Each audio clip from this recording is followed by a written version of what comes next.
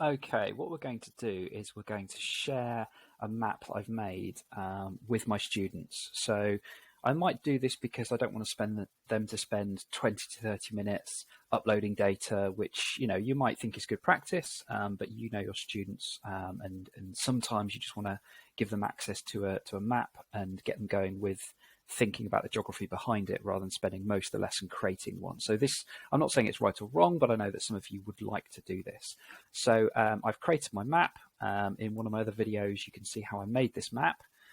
Importantly, I've saved the map. Okay, you must give it a name. If you don't give it a name, then the little tab that says Share Map is grayed out. So because I've saved it, I can now click on Share Map.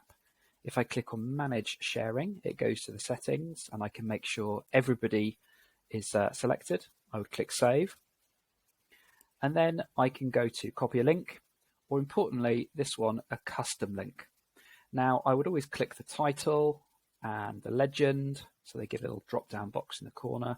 But if you look at the difference between dark mode and light mode, I think dark is a little better. You can see certain things sometimes, maybe not, but it's up to you. You can decide dark or light. If you click Open in Map Viewer, that will allow the students to access the map and the transparency layers, and they can actually faff around with it and edit it themselves. If you don't click that, it will just give them exactly what you can see on the screen there in front of you. Okay, just a map they can zoom into, they can engage with. But if you give them the map viewer, that allows them to play around with it a little bit more. So that's totally up to you. One important point, if your background is, your base map is Ordnance Survey, then you cannot share it. It won't let you share it. It'll force you to log in. So if your background here is just a satellite image from Google, for example, it will allow you to share it because it's in the public domain, and it won't force you to log in. So bear that in mind. If they're your own students and they can log in anyway, that shouldn't be a problem. So I'm just going to show you what this looks like. So if I click shorten URL, I can then copy that link. And what I'm going to do, just to prove I don't need to log in, is I'm going to log out. I'm then going to go to a new tab completely, and I'll put the URL in. And then I've not logged in at all, and this is what it's given me on the screen. There's my data, and as you can see, I can zoom in and out and engage with the data. I can click the legend at the top, so I've got the map up there.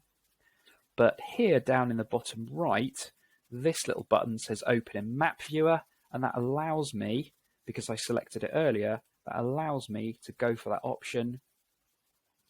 And as you can see, I've not logged in again. In the top right, it still says sign in, but I can actually play around with this now. I've got all the left menu, I've got the right menu.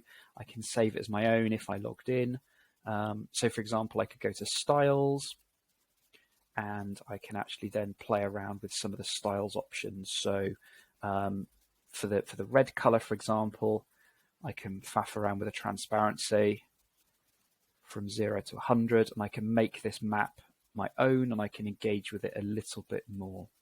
Okay, so that's how you share a map with somebody else, whether they require login or not. Okay, hope that was useful. Bye-bye.